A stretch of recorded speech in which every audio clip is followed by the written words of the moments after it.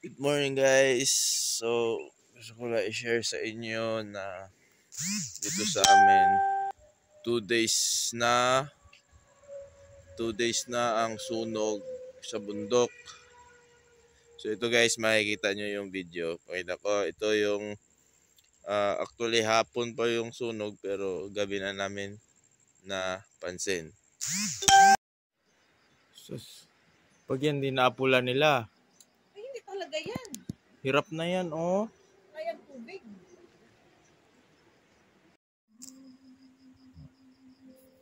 Grabe ng apoy, oh.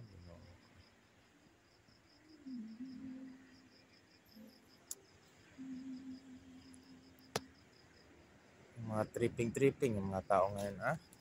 Pansin masyado. Why, doon talaga galing, oh. Nagalakas na yung doon banda kanina. Wala pa eh. Di kaya yan yung mga lasing na naman. So yun guys, yun yung unang napansin namin yung sunog na dito sa likod sa aming bahay. Mga 1 kilometro ang layo. Pero malapit lang siya tignan kasi sa bundok. Tapos pababa. Kakagising ko lang. So itong next video natin is ito yung pagkakinabukasan ng tanghali. Ito guys, oh, tignan nyo.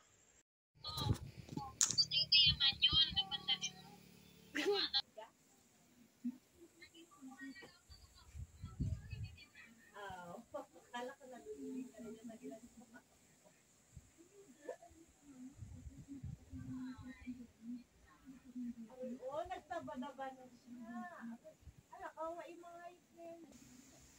Wala sila dyan. Mga Marites. Ayan, ah. Sila Tis, sila ano, talaga. Roy, wide dyan na sa may baba, oh. Ayan, oh. Isa, nasunog. Maraming lapad na.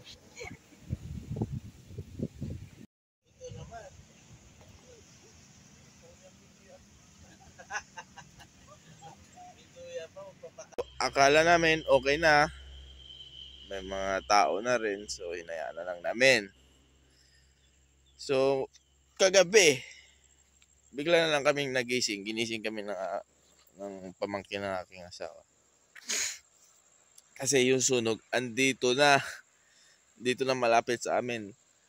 Wala kaming nakitang sunog na konektado doon sa likod. Sa nakita nyong video sa likod sa bahay. So ako ay conclude na ang sunog galing mismo dito sa baba na sadya talaga. Ito guys, panoorin nyo muna ang video kagabi, alas 12 ng midnight. Hala, sino kayo nag-apply dito?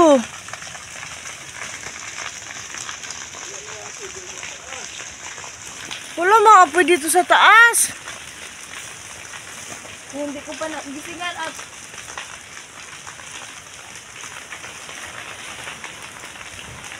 hala, galing dito sa baba ang apoy.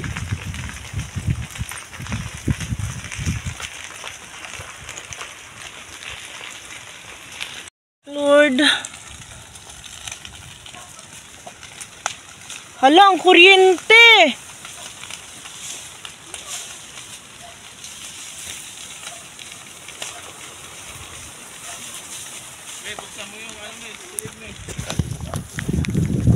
Hala, ayun pa. Kung napansin nyo sa video guys, ito ipapakita ko yung lugar kung saan dito nakatayo yung asawa ko. Yung sa taas na portion. Dito lang sa gilid ng aming bahay. Ito guys, pakita ko sa inyo. Ito guys, mga putang inang yan. Ayan, nag-ausok pa sa baba. Ito, malapit na. Yan, si namin. Ayan ang bahay namin. Kami dalawa ng asawa.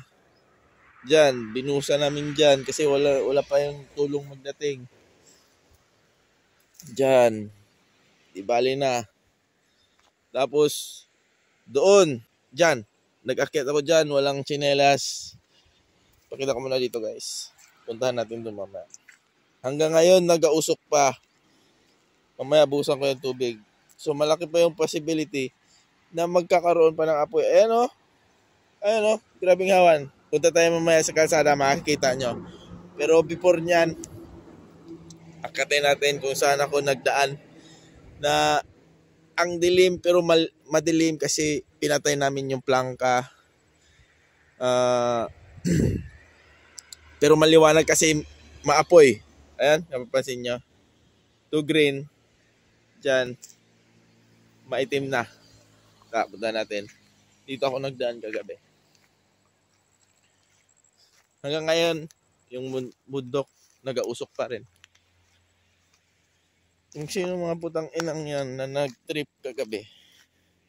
Actually guys, hindi lang dito. Pati doon sa unahan ng barangay namin. Sinunog din. Sadya na talaga. Dito ako nagdaan kagabi guys. Bahala na. Sabi ko, bahala na. Mapatay ko lang yung apoy. Walang tsinelas. Naka-shorts lang. Walang damit. Walang flashlight. Tubig ang dala. 2 balde. Yan. Inakyat ko dyan. Mapatay ko lang yung apoy.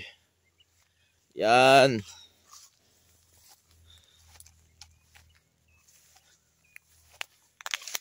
Yan guys. Oh, yan. Oh. Hanggang ngayon basa pa yan. Binuhusan ko talaga ng tubig yan. Di bali na. Yan. Hanggang ngayon may usok pa rin. Imagine niyo guys. Gawa ng mga siraulo. Re. Yan oh. Buhay pa yung iba dyan. Alas 12. Nakapahinga kami. Alas 4 din ako natulog. Nakatulog ako balik. Alas 6 na ng umaga. Ayan. Ayan, kalbo talaga guys. As in, itong part na to, kalbo to. Ayan, bahay namin. Ayan, hanggang sa baba dyan. Akala ng mga tao, kasi dyan sila sa baba. Eh syempre medyo mataas kami. Nung malaki na yung apoy, akala nila sunog ng bahay namin. Bilib pa rin ako sa asawa ko guys. Bago pa lang yung opera pero hindi siya nag-alinlangan.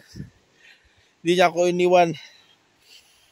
Sabay kami dalawa bago dumating yung tulong. Napakalma namin yung apoy. Imagine mo yan. Imagine nyo yan.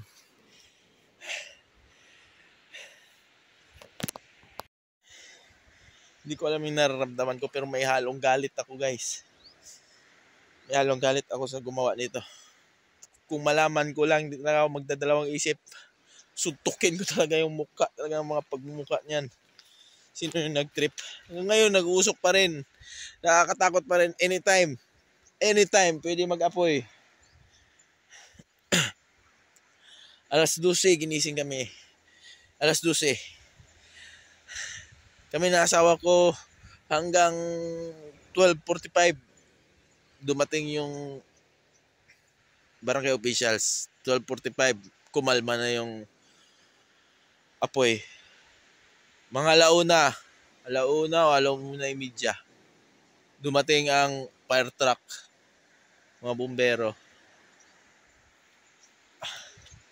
Alam nyo guys, ang hirap nun. Dito malakas ang apoy. Diyan na part guys. Malakas din apoy yung galing sa bundok. Wala na kami iba inisip kagabi. Patay tayo nito. Sa gitna kami. Yung apoy nakapalibot. Buti na lang dumating din sila tatay. Unang tinawagan ng mga bata. Sabi ng misis, baba kayo, puntahan nyo sila tatay. Yung lulo ng mga bata. Hindi nagdadalawang isip si tatay. Pumunta agad dito, pinatay yung apoy, tumulong doon sa baba. Mag-apoy talaga agad dito. Kasi dyan sa tabing kalsada, puro kugon. Patay na kugon. Tapos mga ipil-ipil. Yan, mga ipil-ipil yan. Mga, sa amin, hagunoy. Hagunoy tsaka ipil-ipil. Yan, hanggang sa bundok yan. Sunog yan. Baba tayo sa kalsada. Ipakita ko sa inyo mga putang inang itong mag-trip dito sa amin.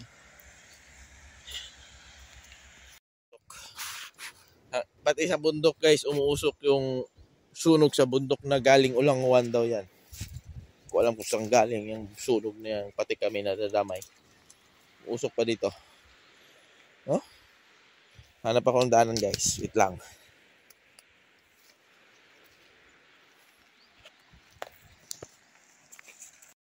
Ayan guys. Ayan. Yan. Ayun yung bahay. Duda ko ang sunog galing dito. Kasi hindi mahangin nung gabi na yon. Kagabi hindi mahangin. Dito nang gagaling. Doon sa taas, putol na yung sunog. Hindi konektado na sunog sa taas. Sa bundok. Ang sunog guys, dito hanggang dun. Ayan o, bakas yan o. Yung mga itim na yan. Hanggang ngayon, umuusok pa dito. Imagine niyo ang gawa ng mga siraulo. Dalawa lang yun eh. Kasi gabi na.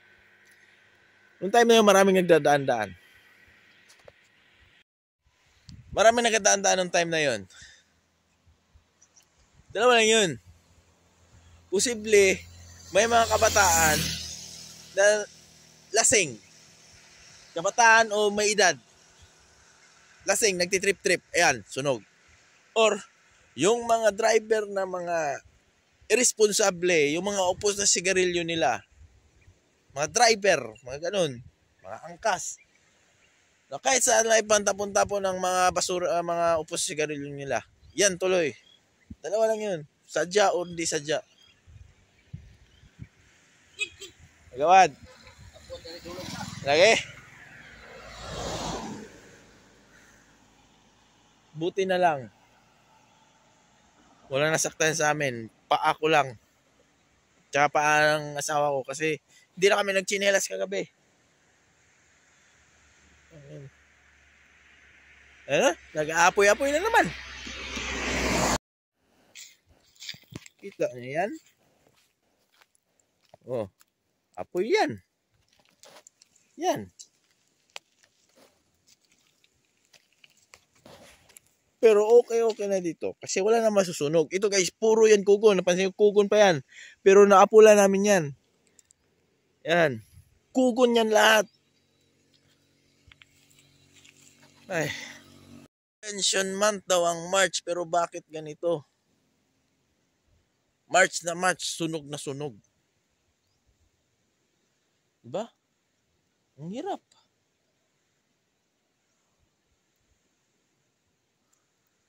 May nagtapon pa ng mga diaper dito.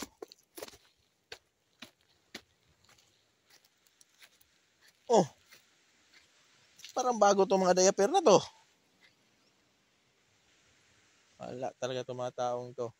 Porkit may sunog, ginawang tapunan ng diaper.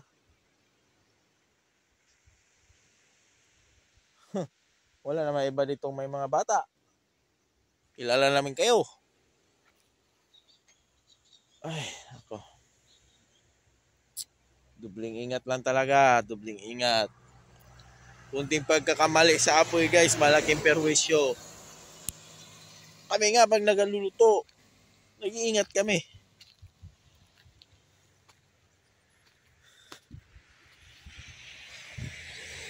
Basta kung sino man yung... Ay, nako. Sana usigin kayo ng konsensya nyo. Kaya kayo guys, mainit yung panahon, El Nino. Mag-ingat tayo sa apoy. Yan ha. Akala namin wala ng pag-asa kagabi. Hindi ko alam, nararamdaman ko, galit ako na kagabi parang gusto kong pumatay ng tao. Siyempre madadamay kami sa gawa ng mga siraulo.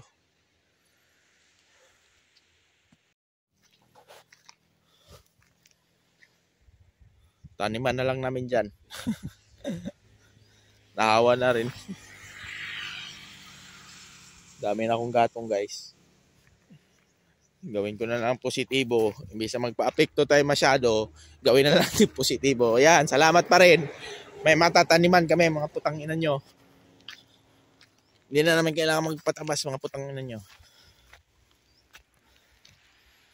Ayan guys, yung motor, kwento ko sa inyo. Motor namin. Galing yan doon. Hindi ko na makita ang susi, nakakadena yan sa poste niya. Hindi ko alam kung paano ko nagawa yun, pero nabuhat ko siya. Buhat hila, buhat hila. Bilis lang, walang 5 seconds. Buhat hila, buhat hila. Nailayo ko kasi baka itong apoy dito, pumunta doon. Madadamay siya. Di sabog, wala kaming motor. Yun. Doble ingat lang tayo. Sa mga tanga dyan, kung gusto nyo mandamay, wag na. Kung gusto nyo magsunog, kayo lang. Kung kayo lang, mamatay na lang kayo lahat.